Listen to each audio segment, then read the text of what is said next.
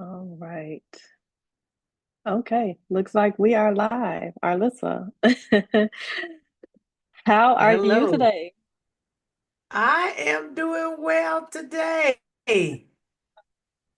I'm doing well today. Yep, we are live. I see it now. Okay, cool. Cool. I'm excited to talk with you. We have been literally following each other, connected with each other for the past, I would say three. Are you hearing the echo? Not anymore. Are you? I'm hearing a repeat of what we're. Okay, hold on, because I went to I'm gonna close it down. I went to it's on mute, but it may be showing up. I went to the same channel so I could grab the link. hmm Are you are Okay. you still hearing it now? Okay, 1 second. Give me 1 second. Okay. There it goes. There it goes. So it was okay, got it. Yeah, it was live on my other tab. So I was hearing the echo. So I we was are like, live. Look, I was gonna be real shocked if you could hear a muted thing from my computer, but I was like, hey, you just right. oh, It was muted on my phone as well. So, so oh for my those of you goodness, that are watching, because me and Arlissa are friends, we have been friends for like forever. So you're ever. gonna get some funnies throughout, some bloopers throughout. We're gonna drop the mic throughout. So for those of you that are joining us, whether you're watching the replay, I want you to be in a space where you are comfortable with asking questions. Because I want this podcast that I'm creating, and this is going to be episode number 1 with my friend Arlissa. I'm creating this because I want to let everybody know that you can escape the U.S. You do not have to be here. You can live an amazing life abroad. So the first guest that I'm bringing in is Arlissa. Arlissa has lived in several places outside of the U.S. and made money outside of the U.S. So Yeah. Arlissa, go ahead and introduce yourself to the people. Well, all right, all right. Yes, Nike, we've been friends feels like a really long time. This is where, one of those, you see those statements on Facebook where people say people online will become your friends fast or they'll support you faster than the people your Your family. family. Mm-hmm. That's exactly what happened here. I've been working with Knifey for a minute, met her back a few years back. But I am Arlissa Pinkleton. I'm also educator to trader in all the social spaces.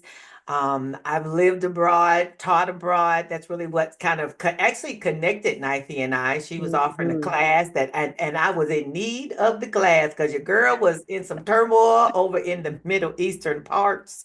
And I needed something that was going to be a good business.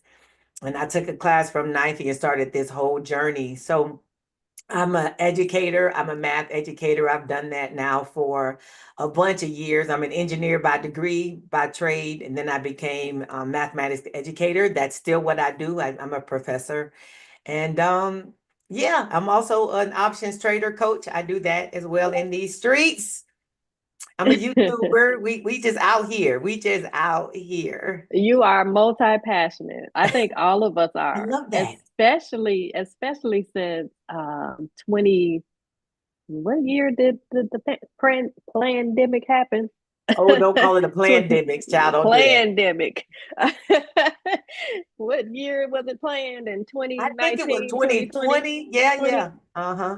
So Uh-huh. ever since then, a lot of us have been in a space where we're knowing we don't have to settle for one income. No. We have multiple passions that we can monetize, Yeah. but we got to know how to streamline those so that we're not snatching our hair out or Right. snatching our wigs Right. off.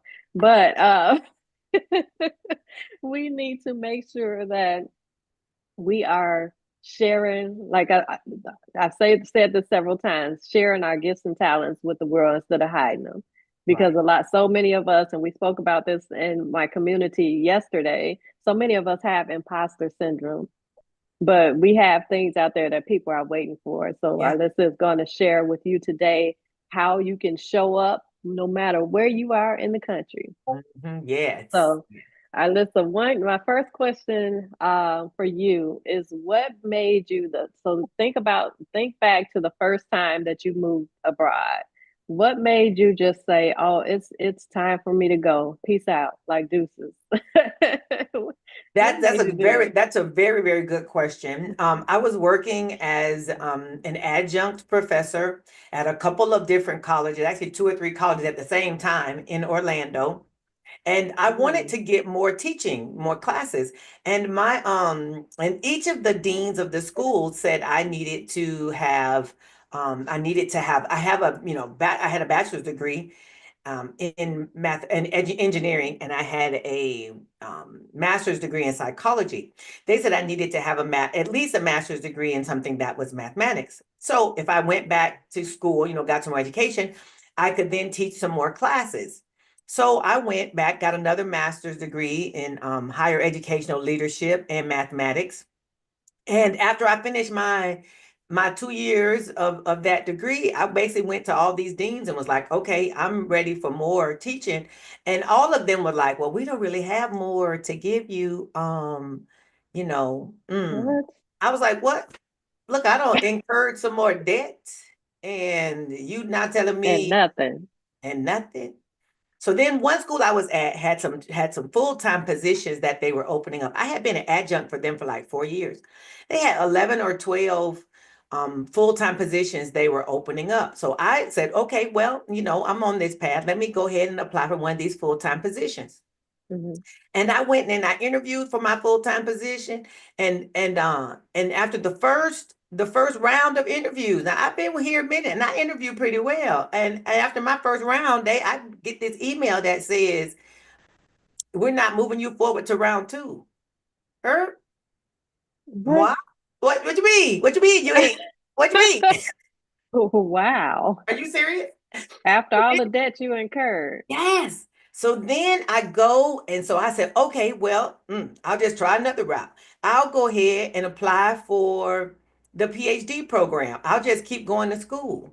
I'll just keep going to school. And my school wasn't even like a competitive school. So I applied, and how about they told me I wasn't accepted to the program? What? I was done. Like, this has No, got to be, listen, this has got to be the universe because this ain't God. So this, this ain't God. it's not. It's not. So because out of my anger, I decided I was like frustrated, like, what do I do now? And I really believe the Lord is always ordering my steps, but I was like, So then a friend of mine was like, well, let's think out of the box, go ahead and put your stuff out everywhere. And that's really what kind of got my mind to thinking about going abroad. I was like, just kind of on a whim, to be honest, I was like, well, let me send out my stuff to some, different countries and see what I find. So I went and put out like, oh, in one evening, it was evening time. I sent out a bunch of different emails to different places. I put like loaded on some job boards. And by the time I woke up the next morning, my inbox was full of What? people who wanted to just have it. Can we please talk to you? Can we please get on the phone? Can we please do a Zoom? Can we please? And I was like, here I was in the US feeling all unwanted and unappreciated. And Yes. then I go and literally just on a whim put some stuff into some job boards. And the next thing I know, I've got all these people who now want to talk to me about coming to their country to teach Wow. math. And we started the conversations. And it was, very soon after that I got picked up and offered a job. Like after my first interview, got offered a job in China, and then basically, decided the kind of the rest is history. But just decided then I was gonna go on out into the world and see what the rest of the world had to offer me, and Hmm. packed up our little shiggity and off we went. Wow. So that's Alyssa. So you were in a space where you were getting denied. And like they always say, delayed, not denied. Mm-hmm. So Yep. you were delayed, Yeah. basically, Yeah. from after you've spent all of that money Yep. to get your higher Yep. education. And I'm Yep. sure there's some people out there that's watching or going to be watching the replay that have went back and gotten master's degrees and all types of degrees, thinking that okay, once I get this, I'm going to get that position that I want. Yep. But when they get there, they're Yep. overlooked for it. Yep. But you But know that, what it was? I mean, even though at the time of course, couldn't see or couldn't feel like I was angry, I'm mad, angry, bothered, all the things. Was like, I cannot believe what do you mean these doors are closing? But I also believe that my steps are ordered, and the Lord was closing yes, those doors because had those doors been open to me, I would have walked through them. Had I been right. accepted to the PhD program, I would have gone. Had I been accepted as a full-time professor at the school I was at, I would have taken that position. You know what I mean? So those Mm, doors closed as a way, really as God's way of directing me to where he wanted me to go. And that degree now, the degree that I paid money for, has paid me back in spades because when I went out of the country, and then I could say I have an engineering degree with two master's degrees, and then so you can't just give me, you can't offer me the bottom of your the bucket. minimum. They No. offer me the Oh my minimum gosh. because I got education and experience. So you gonna have to Yeah. push on up a little higher. And I Hmm. was at one job and they literally did not have a line item that matched my education and my experience. They had to create the line item because their little chart had gone up, didn't go up high enough. Listen, their little chart didn't go up high enough to pay. And I was like, Oh well, my according to God. this, I'm not going to top out at your 10, 12 years because I got more than that. I'm not going to top out at just a master's. I have two of those. So you're going to have to Raise raise. that bar. Raise that bar. Yeah. So, question for you. So, actually, two questions. First question is when you're looking for these jobs, are they normally, because here in the US, we know that we can negotiate. Like you just said, raise the bar. Is it easy to negotiate with jobs I overseas? mean, yeah, anything is a Hmm. discussion because you know Hmm. what I always tell people that they want you as much as you want them. Hmm. Even though you're looking for a job. Sometimes you kind of come in like, can you please give me a job, sir? And they want you as much as you want them. Right. So it's a negotiation. I remember I had one job they offered me, and I didn't know nothing about negotiating. So I just took what they offered. There's a Hmm. friend of mine who went to school with me. We basically got offered a job from the same company. And I had better grades than she did, all the stuff. And she asked for more and got more. We started the exact same job at the exact same time. And she started like $4,000 or $5,000 more than me because I didn't ask. And it wasn't her fault, but I was like, that Yeah. was a lesson for me. Like, I was like, oh, in the future, I'm always, is this your best offer? Hmm. Is this your best Right. offer? Because it may not Right. be. They're gonna make an offer, but is this your best Hmm. offer? Yeah, Because if it's because not, you need to come on back. usually they have a few, even a few more dollars. They have much more money in that budget You than better what know they're it. offering you. You better know it. So you mentioned a little bit ago about job boards that you went on and applied. Let the people know, if you can recall, some of the job boards you searched on for jobs Mhm. overseas. So now there's several job boards, and you literally can do teaching jobs in whatever country. And Mm-hmm. there's going to be a slew of things that pop up. But there's some like seek teachers, um, I want to say international educator. There's a few that have been around a good little while. Many of them are free. When I first started teaching, first started looking for a job to teach, I was determined that I didn't want to pay money to find a job. I wasn't going to pay to get hired. That didn't make sense initially, right? So I just Mm-hmm. went with whoever was free. Mm-hmm. And then after a couple years, though, after my first assignment there in China, I wanted a higher tier. I wanted to have more. I didn't want all the free stuff that everybody could get access to. I wanted something a little step up. So I Mm-hmm. went to a company called TIE Online, TIE, and I think TIE stands for the International Educator Online, tieonline.com. And they Oh. have a small fee at the time. It might have gone up now, but they had a small fee for utilizing them. And there's a few others that have a little small, not too much that they charge for Mm-hmm. teaching. But now there are other companies that are the full like recruiters. They want three, four, $500. What? And yeah. And Just they're to get on their board. just to get on the board. Excuse me. And they're going to they say they're going to assign you your own recruiter whose job it is to talk to different schools, to get you hired and based on what your criteria is. So for me, I stayed in the middle. It really comes down to what you're looking for. I Hmm. stayed in the middle. I never went to the more expensive group because again, I was a math educator and math is always an in-demand type of job. Now, if you're teaching something that is not as in demand, maybe you're an art teacher or you're a librarian, so there's something that maybe is not as in demand. You may need somebody who's really working harder for you, but math teacher jobs, you say you teach math or science or something STEM based, physics, you're going to kind of have your pick of the countries. Okay. Mhm. So, Arlissa, you have traveled and lived in Guatemala, Yes. China, and Bahrain. Is it Bahrain or Bahrain? I Bahrain. always Bahrain. Bahrain. Yeah. Bahrain. Uh-huh. So, which one was your favorite place to be? I think Guatemala was my favorite. Yeah. China was my first, so it was all brand new, everything, bright-eyed, bushy tail, because it was all brand new. I liked being in China. When it came time Mhm. to go, though, it was time to go. Like anything else, when the time is up, the grace lifts off of it, it's time to go. And then I Right. went from there to Guatemala. We lived the next 2 years in Guatemala, and I really liked it there.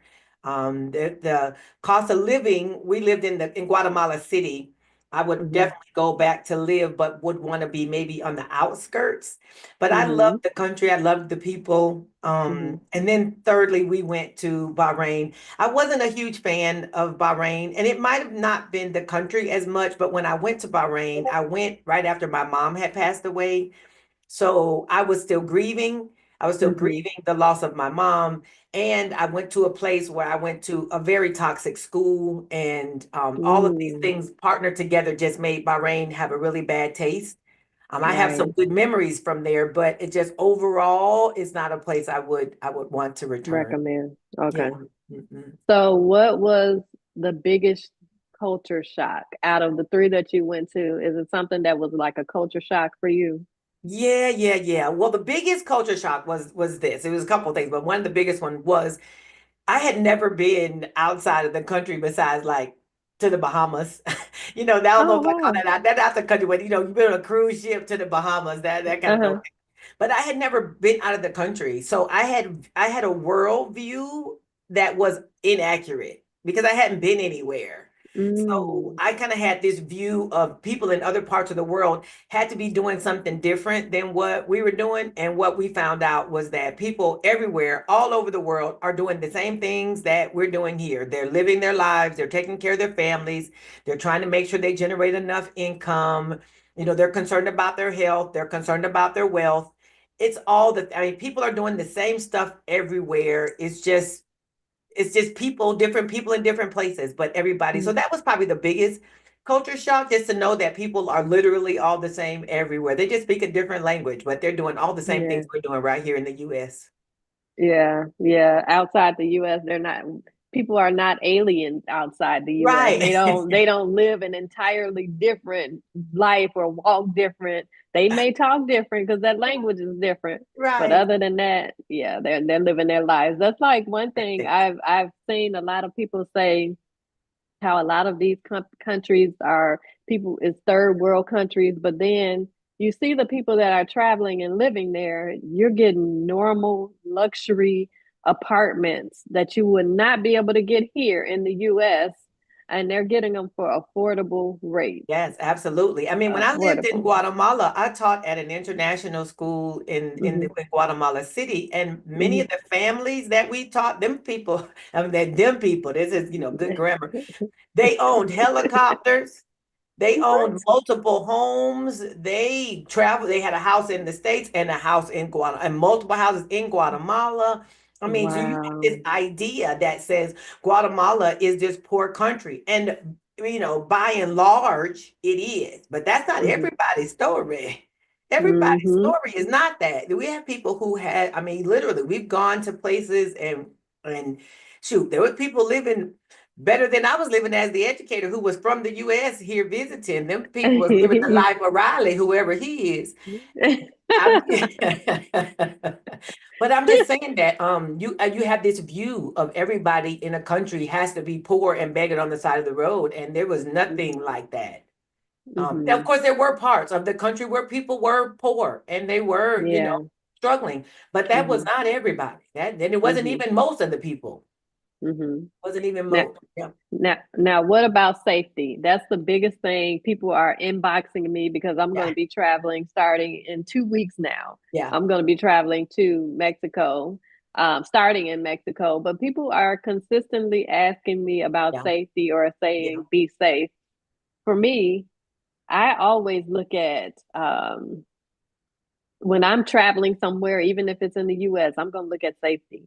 I'm going to like going overseas, I'm joining communities and I'm asking questions about safety mm-hmm, before I even choose a place to go to. I will never mm-hmm, put myself in a space where I feel unsafe. mm-hmm, So mm-hmm. how was safety for you in the three countries that you were in? So I feel like you can, I mean, you can get mugged right here in the US. You can be, you can Thank be you. unsafe right here In in the the US. US. Right, right. So Exactly. when we're comparing one or the other, and again, these are the same people doing the same stuff everywhere. So let's talk Hmm. about country. When I was in China, now the good thing about China is China has a very high regard for foreigners, and Hmm. they have a extremely high regard for educators. Hmm. Teachers in China are like right up there next to Jesus. You right up there. So, and they're big on making sure that they represent themselves and they represent their country well. So, we felt probably of all the three countries, I felt the safest living in China because China Mm. has cameras everywhere and Hmm. people are being watched and monitored, and it's monitored, for positives. So of course, they know you're there. They know exactly where you are, but depending on all the visas, they have a very good idea of where you are and what's going on with you. So, Hmm. safety wise, China, I felt the absolute safest. There's no weapons. People don't use weapons and stuff. Well, Yeah. they don't use guns. They have Mm. weapons. They don't use guns in China. Yeah. So, from that standpoint, felt very, very safe. Americans are like the protected class in America. Okay. So, I mean, in Wow. China. In So, China. Mm. yeah, from that standpoint, I felt very safe there. Now, we moved to Guatemala next, and we lived in Guatemala City. We were given all of the safety protocols of where to go, what to do, what not to do. In the city, there's parts of the city, Guatemala City is pretty big. There's different zones that were more safe than others. And we were Hmm. told to basically stay out of the zones that weren't safe. Like you got all kind of places to go. Go near here, go there, go here, go here. If you don't need to ride the chicken, they have something called chicken buses, and the chicken bus goes into the village, and chicken bus is a cash visit, and they always get people on chicken bus always get they get held up at gunpoint. So they they told us Don't get on the chicken bus. don't ride the chicken bus, especially if you're a foreigner on the chicken bus. Don't do the chicken bus because Oh God. take taxi cabs, take Ubers.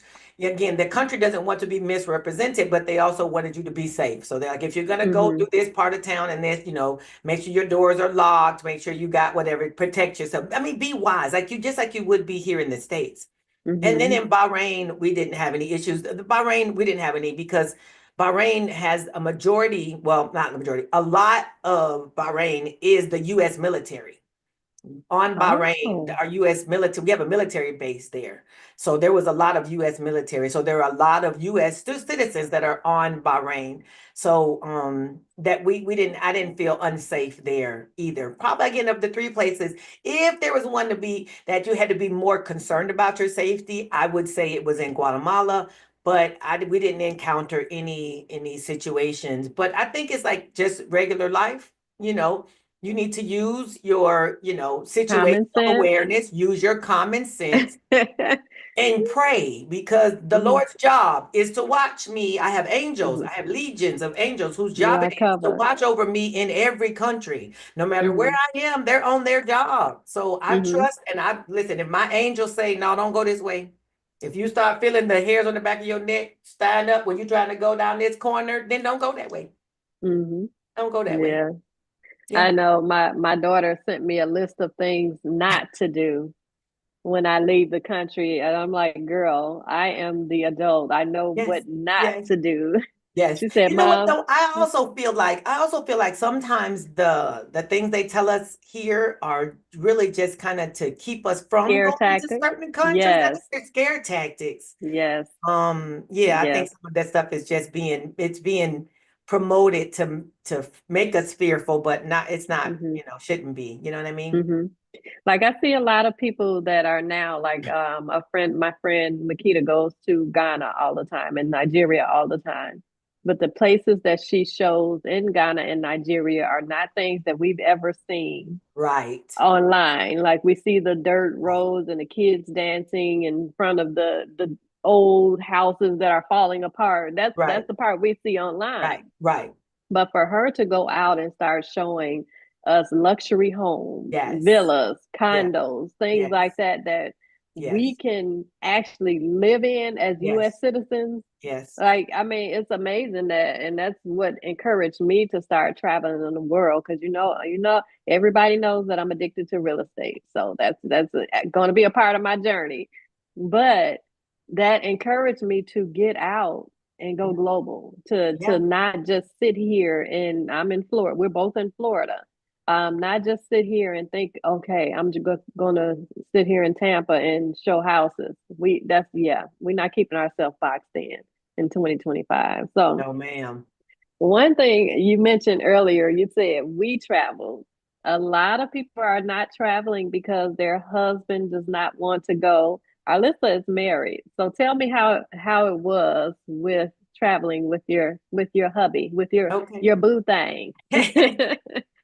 Well, you know what? My husband was way back before he was the one who said, make sure you get your passport updated and stuff. And I was kind of like, because I was under my circumstances and I couldn't even see no travel. But I did Mhm. have a passport. I did keep it up to date. And when it came time, I needed to use it. But Mhm. traveling with him, it's always great to have a companion. My husband is a tall, a big guy. So definitely Mhm. when we were in China, he towered over the Chinese people. Oh Um, yeah. but he has his own degrees and his own experience and education, so he was able to teach at the university, one of the universities in China where we lived. So it Oh was good. It's nice. always good to have a companion to Mhm. go with me. I always call him my bodyguard because he's situationally aware when I'm on my phone and not paying attention. He has always got his head on the swivel, but he's also prior military. So Oh, good. he's definitely always watching. I could be like, "Oh, no, no," and he is on the job. So, but it was Alyssa good to have. zoned out. I'm zoned out. I'm zoned out. But it was good to have somebody to travel with, to have a companion, somebody to do things with. It does mean you have to then keep things in mind though, because like I had one position where the school took care of my visa and his visa and basically brought us both there, gave us a place to live, yada yada. But I've also had a country where they only paid for my visa and my travel, and they didn't pay for Mm. my spouse or some people have children they bring along with them, but Mhm. dependents and follow-ons, that's not always a given. You have to look at your contract or whatever to see if that's going to be a part of it. Are you going to have to get your spouse's visa yourself? Are you going to have to maintain that yourself? What kind of health care? Like when we were in China, my health care was covered and my husband's was not. But when Oh he wow. started working for the university, then they covered his health care. So Mhm. those are the kind of things you have to keep in mind. But I also want to say, don't let you not having somebody to travel with you, don't let that stop you from going. Oh, it's Okay. not stopping me. No, you better not let it stop you. I know it ain't gonna stop you. But if there's some people who feel like if they don't have somebody to go around the corner with, they're not going. And don't let that make you miss Mhm. out on Life. experiences in life because you don't have a companion. Mhm. It was for Mhm. the most part, it was good. Mhm. Sometimes you like, oh, So, Like, could you but go somewhere? could you? Because another thing we ran into was I was there working as a teacher, and each country we went to, my husband had to either, he had to be looking for or finding employment or finding something to do. In China, he didn't have any problem with that. But when we went to Guatemala, he didn't have anywhere near as much success. He finally started Mm, teaching with one of the private schools there. He started helping them. But that's not always, it wasn't always a simple thing. When we went to Bahrain, he finally started working for the military on the military mm, base. But for the first 6 months or so, he couldn't find anything. So that, when you mm, have the language barrier, and mhm. depending on what you're doing, he didn't really want to teach anymore after the third round, he was done with the teaching. But but that's another thing you have to think about. What is your spouse or what is your follow-on person going to do while you're working? And can your Mhm, one income sustain what you need to be doing while you're there? mhm. So Mhm. I know your kids are adults, but Mhm. I've seen a lot of people on social media and people popping questions in other people's YouTube videos asking, how is the education out there? Because in different countries, because Mhm. they are fearful of Mhm. taking their kids out of these US schools and putting them into and I'm sorry, I shouldn't be laughing because I know that the schools overseas are good, but a lot of people are kind of worried because probably, and I'm thinking because they're seeing it as a third world country. So tell from a teacher's perspective, how are the international schools that like the schools that you've Good taught at for question. kids? Yeah.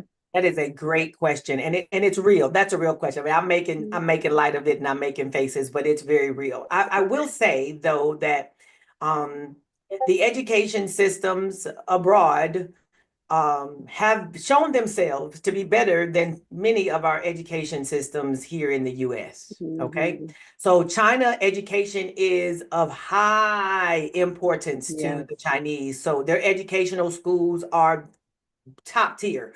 And as an educator going into a school as a foreigner, generally your student or your child gets to go to that private school for free. Everyone else who's in the country is paying for this education because your kids are going to a private. They're not going to a public school in Oh that country. They're going wow. to a private school. If I teach at the international school, that's a private school in China. That was a private school. And any of the Americans or whoever foreigners who came to teach, their children were able to go to that school for free. All right. So your kids are Mm. getting a private education. And by the way, you're right there. So you're gonna make sure that your child is being properly educated. It does put the onus, of course, back onto the parent to ensure that your child is getting what they need. But as far as small class sizes, I taught one class that had 6 kids in it. I've taught one that had 15, but those are still small class sizes compared to what we have Right. in the US, right? Right. They We have have a very 40 vast. kids. Yeah, they have yeah, exactly. There wasn't no 40 kid classes over there. In none of the countries I was in wasn't 40 kids in one class. No, ma'am, no, sir. Yes. But Oh your children God. get to come to school, and then the programs are also very well rounded because they want all the extra things. So the arts programs, the makers programs, the sports programs, all the things, because all the things that we're cutting out of our education system here in the U.S., they're adding in because they want their children to be well rounded. So Hmm. from that standpoint, the education is good. One thing I ran into, though, we've run into, and you will see this, there's some teachers who are international educators who have had their students in international education for their majority of their education. So those Hmm. children don't really, they're called third world kids or third country. They're called third country children Hmm. because they're literally children of the world. They don't have a home country, even though they're from the US, if they've lived abroad so much, their home is wherever their parents are. Yeah. So these are students and children who don't necessarily belong to the country they're in. That's not their home. They don't really belong to the US because they haven't been in the US when they were growing up. So they're Hmm. kind of like third country kids or third world kids because they're just they belong to the Travelers. world. They're travelers. Kind of like military kids that Yes, are exactly. living everywhere. Yeah. Exactly, exactly. And Hmm. I think it gives the children a very broad view of the world that you don't necessarily. I was saying I hadn't been nowhere but the Bahamas, so I spent my whole life just going right around my little town and city and state, and went out of Mhm. town a little bit to go visit family. But my Mhm. worldview was small. These Yeah. children have a humongous worldview because they've been in so many countries, and traveling is a thing. So even when you live, like when I lived in China, while we were there, we went to Korea, we went to Japan, we went to other parts of China, Yes. we went to Thailand, we went to Dubai. I mean, traveling is a thing when that's part of the experience of being an international educator is traveling to other countries. So I was Mhm. able to see so many other countries that I would not have seen from here because it's so far Mhm. away, first of all. Mhm. But the traveling experience is something that everybody does when you live abroad. You go to other Yes. places and see other things on your Mhm. downtimes, on your summer breaks, on your, Chinese New Year is like 4 or 5 weeks long. We traveled all over during Chinese New Year. So I have to say this. When I first connected with you, like literally my traveling, the most I traveled growing up was Mississippi and Memphis. Growing up in Chicago, we went to Mississippi and we went to Memphis. In high school, I went to LA. But that was my traveling Was experience. it? But I when went to I Alabama and Cleveland. That was my two places. Right. So when I met you, and I can't even remember exactly how we met, but when we met and I saw that you were living overseas, that sparked and I did start sparking ideas for me, like, oh, we can do Yeah, that. yeah, we could do that. Right, Yeah, right. My next yeah. move doesn't have to be the Mississippi or the Memphis. It can be out of the country. So you sparked that for me. And Yeah. then my friend Makita, when she started traveling and showing us places overseas, the apartments and the condos and the homes and stuff, I'm like, oh, let me get my passport. Let me get gone. Right. So Yeah. now I am excited to go. I am excited to go. And I'm Yes. telling you, you are one of the people that sparked the ideas for me. Nafi, So I'm I so do thank jealous. you. I try not to be jealous, but I'm No, so jealous.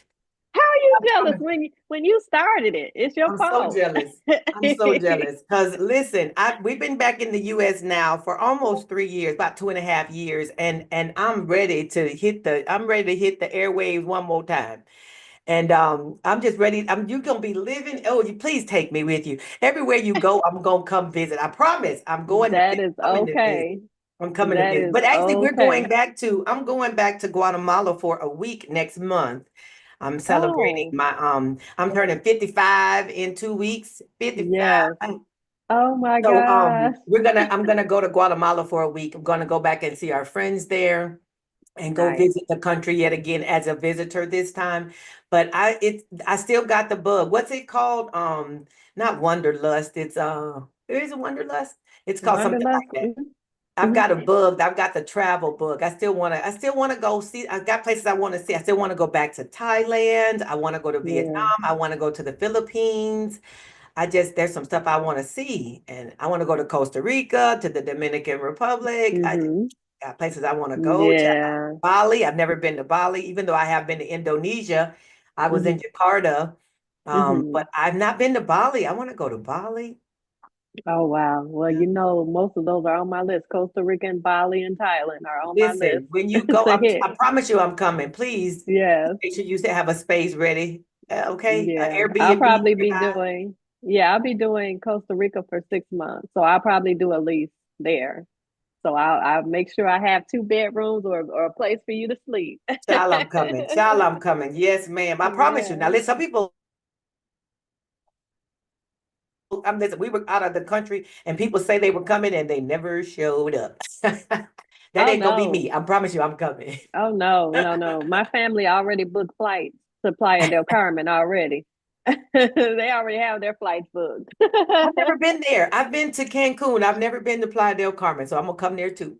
Yeah, because it's like 40. So I land in Cancun, but it's like a 45 minute drive to south to Playa del Carmen. So Yeah. right before you get to Tulum. Uh-huh. I feel Yeah. like we went when we were in Cancun, we rented a car and we did go out. I don't think we went all the way to Playa del Carmen, but we did go into the woods a bit and do some we did what's that thing called zip lining and all that stuff Oh at yeah. at a little spot. We did a bunch of stuff out there. That was really fun.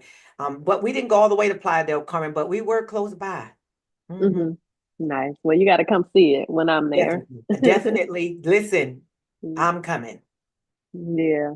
Now let's jump into income because I Okay. know you were teaching and you said your husband was teaching as well in different jobs. But what made you where did the light bulb go off for you to switch from educator to trader? Oh, okay, Was okay. it during that time when you were traveling Well, or yes, living yes, abroad? it did Hmm. abroad. So, Hmm. China, no problem. Guatemala, I started thinking about in Guatemala. Actually, I started my first company in Guatemala when I was teaching. I started like an educator program of teaching people how to pass their algebra classes, like college students and that kind of thing. I started working that whole digital space of coaching and teaching people how to Hmm. pass college algebra at the time. I was teaching middle school, but I knew I was trying to do something else. And I started trading then too. That was when I started trading Forex. I was not successful at Forex, by the way. And it wasn't, it was my own fault. Well, kind of, I was following just a company that was just doing like, the person was just doing like calling out trades. I wasn't really learning anything. They weren't Hmm. really teaching it either. They were really like building up their thing, but that wasn't the question. So, um, after that, when we went to, I started thinking even in Guatemala that I wanted something that was going to be digital that I could do from another country. Because at that time I had no desire to return to the US to live, but I knew I wanted to generate income as a US citizen. But I knew it couldn't be something that was hands-on because Hmm. I wasn't going to be there. So I couldn't like make t-shirts and sell them. I needed to have a third party, right? So then when I went to Bahrain and ran into the issues that we had there. That's actually where I met you when you were teaching the class on print on demand is how that got started. I had just started Oh. trading. Yep, yep, yep. I had just started trading. I had started following some folks online, learning a little bit about the stock market. And Hmm. then I took your class for the print on demand with the mugs. And I knew something was going with that because I took the class late in the evening for me and I could not sleep that night. I had so many ideas that were running through my head for different Oh products on my little mugs that my mugs and t-shirts, I knew I had been bitten by the bug for sure.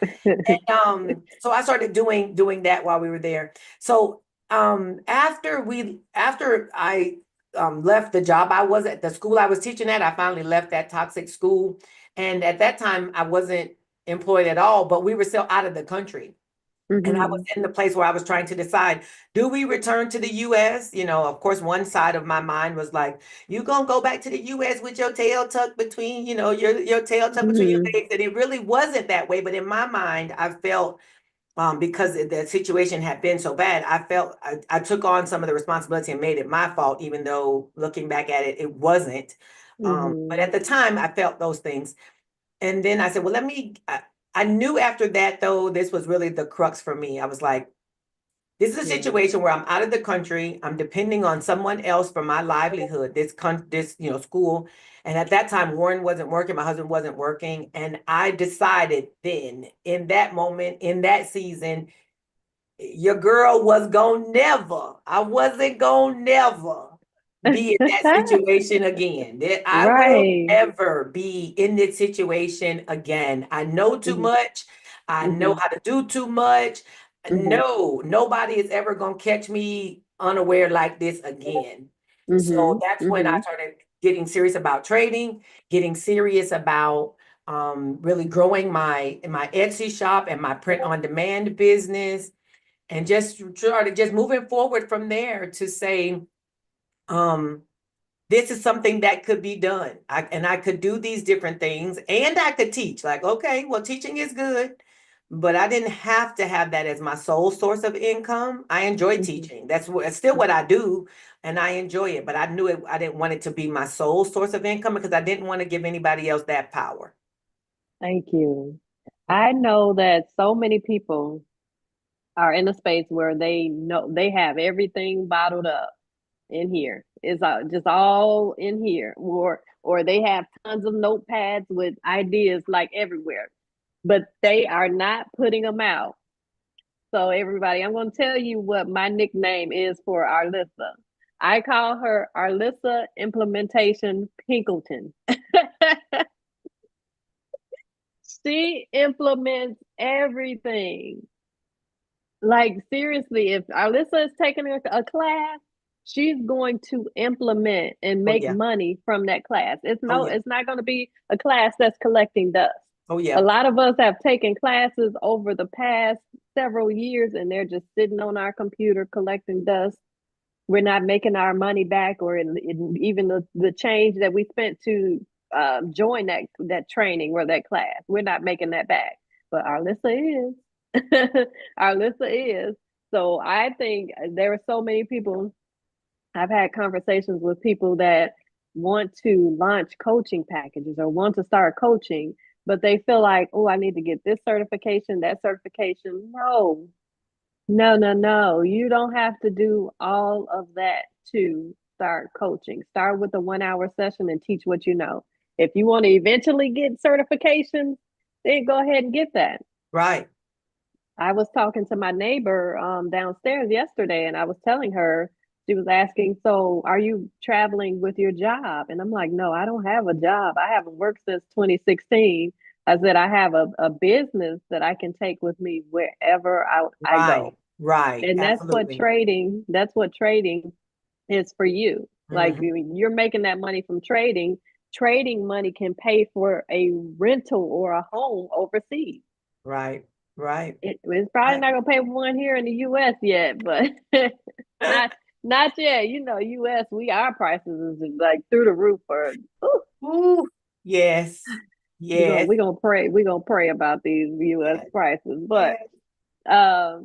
trading will definitely it's a good source of income, and Alyssa can take her phone and trade from the beach. Yes.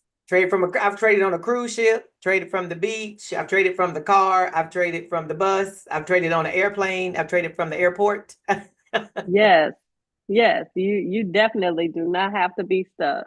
Right. You don't have to be stuck. Hmm. So tell me how I mentioned earlier that right now, because I'm on my way to going, I have joined a lot of communities to connect with people.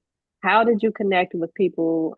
Did you join communities before you left or in the different places? And how did you meet people in person Hmm. to build relationships with? Yeah. So initially, same thing you're doing is I joined a few Facebook groups.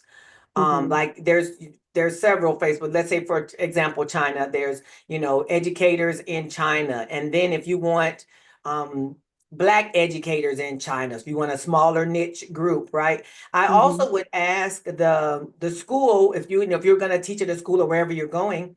I would also ask them for a person or some people who could be a direct contact. So that way, somebody who's literally in the experience doing it right there. Hmm. And of course, I tried to get somebody who, looked like me or somebody from the US at least. So that way you got Right. things that you can, you got in common.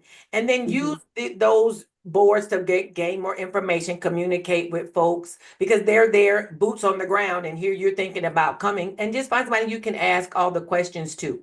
Once we got there Hmm. and in person, you start meeting people that your coworkers or are around you and you can just start picking up people if you see folks at the Starbucks sitting around and definitely not to be and I know you're pretty quiet, Knifey, so this is going to be something you're going to have Hmm. to work on when you go because you're not going to have coworkers, right? So you're going to just be by yourself. You're going to need to like when you're in spaces kind of, hey, how are you? And meet new Oh yeah. people. Yeah, no new Yeah. friends. You can't go with the no new friends. Um, you're gonna Look, have to that meet some I've been people. like that my entire life. That's gonna be hard for me to get out of. But I know. I have been in a space lately. Yeah. I would say over the past year where I'm having more conversations Yeah. with people in person. Like Yeah. I had a conversation with a guy. He was from not he was from Ghanaian. Okay. So and we were having a conversation about the Bible. Mm. We were actually at a tire shop. I was getting my tires fixed, and we were sitting there waiting on our tires to get repaired. Mm-hmm. And this was like right after the election. Mm. And he was talking about that, and he was saying how all of these things are in the Bible. So we literally started going through scriptures in the Wow. Bible. But the crazy thing is, we didn't have a Bible there, and I didn't open the Bible app. He had all of this in his head. So I was like so fascinated. I'm like, how do you know all of it? Like, you Yeah. know, the scripture, like I know some scriptures, but I Right. still got Right. to Right. grab my Bible Yeah. to Yeah. like read or Yeah. whatever. Yeah. But he knew the numbers, and he was like, he started saying specific numbers, specific reading, saying the whole scripture. And Wow. then he'll say, well, in this version, the King James version or in the NIV. And I'm like, let me grab my phone. I started taking notes. So since then, literally, I'm like, I am missing out on so much by sheltering myself, by Yeah. not having conversations with Yeah. people. Yeah. So Absolutely. since that conversation, I've really been in a space where I'm communicating more with people and Mm-hmm. not sheltering Yeah. myself, because I'm Yeah. telling you, I'm somebody that will go live on Zoom, Yeah. and I will get go when Zoom is off. I'm taking these Yeah. clothes off and I'm Right. getting on Right. my couch. But yeah, but one rule that my daughter put on her little checklist was, don't you not staying out after dark. Well, okay. Okay. And that's a good I, rule. That's I'm a good like, rule. you know, your mama wasn't staying out after dark. No No, no way. way. You didn't have to put that on there. But when we would be in other countries, we would meet people, whether that again, coworkers or friends of a friend, and we would meet Mhm. up for coffee and or meet up for, Yeah. and then friendships form or Yeah. associations form between people. Now we met a lot of people in Bahrain because again, Bahrain was loaded with U.S. military personnel. So Hmm. we were able to meet a lot of people. But like when we were in China, there was usually one or two couples or some people that we meet around. We would take some time and spend some time with people, but Hmm. definitely be open to new relationships Yes. and open Yes. to, forming as much as you can, Hmm. real relationships with people. Um, Hmm. and then there again, there's friends we've got that we've made in these countries that are still our friends today, that are Hmm. still good friends Yeah. of ours. Mhm. That you're going back to visit, what, next month? We're going to visit. Yeah, that's right. Nice. That's right. So my last question for you, let's see. If you can go back and change one thing about moving abroad, before your first move, what would that one thing be that you would do differently? Hmm. I think I kind of know it, but I want to hear what you have to say first. One thing I would do while I'm abroad is, well, actually, probably two things. I would definitely do all the traveling I want to do while I'm there. I Uh-huh. would go to even more places because there was times we were in countries and Warren would want to go see other things, and I'd be think, and I was always watching that bottom line. I was always watching that Um, bottom line and realizing after the fact that the money will come, it's going to come. I would be, let's tighten up here so that way we don't have this, and there's things that we didn't do while we were abroad that I wish we had done. We really wanted to. He wanted to go to yeah. Vietnam. I kind of didn't. I didn't want to spend the money, and we missed Vietnam, and now here we are, and I wish I had gone. We talked about the Philippines. I Mm, wish I had gone to the Philippines while we were out there, and I didn't. It's still on my list, but a hmm. lot of times I watched the bottom, and I'm not saying that you should be, fly by night as it pertains to your Right. finances, because you have to be wise about that. But you also have to, I also feel like I missed out on some things because I was just thinking about the future and not thinking about getting the experience now. Because that the money will Right. come. Again, what you need is really a lot less than you think you need. And there Hmm. were so many things we could have done. Um, Hmm. the other thing I think would definitely would be to maximize every moment. every moment, every memory, every moment, just, live life to the fullest, get the most Mhm. out of the experience. And I would leave home with that. I'm getting everything. I'm juicing this mug. I'm getting all of it I can get out of this. Oh my God, you getting it all, every drip drop. Every drip drop, I'm getting it all. That's something I didn't do to the fullest. I wish I would have. I wish I would have. I Yeah. thank you for that advice because I see in these groups, a lot of the groups that I'm in, they do like group excursions, like in Oh. the I'm in a lot of the communities that are like Black Playa or Mm-hmm. Black Mm-hmm. Panama or Black Mm-hmm. Costa Rica. And they do a lot of group excursions and Mm-hmm. like barbecues, like things Yeah. together. Yeah. Yeah. So literally, I have been saying, okay, oh my God, I would love to do something like that. But my family, of course, and you, Arlissa, like y'all looking in, y'all know Knifey is not Knifey is an introvert. But I know that things need to change in order for Yes. me to build better relationships in person. Mm-hmm. So that's definitely something I'm looking forward to. Now I might not be at every barbecue, but Yeah. I'm gonna go in every excursion, but Yeah. I'm gonna go to as much as I can with Yeah. that um that my brain cells will allow. Yes. Yes. Yes. So what I thought you were gonna say is I would have started trading sooner. Oh, well, that I too. yeah, because I know how you love trading, and then you love teaching trading. So Yes. I'm going to be dropping because Arlissa has a website, and congratulations to you on hitting 12,000 subscribers on your YouTube channel. So I'm going to be dropping both in the comment or in the caption, so that you guys can follow Arlissa. So Arlissa, is there one a final thing, something final you want to say to everybody that's considering traveling Well, abroad? yes, yes, yes. If you are considering traveling abroad, if that bug or something is in you that is causing you to think about that, I would suggest that you do it. Nothing is ever final, right? So if you go, try it for a couple of years. Most contracts are a couple of years. Try it for a couple of years. If it really just flat out is not you, then come back home. Come back to the Mm-hmm. US. You can always come home, right?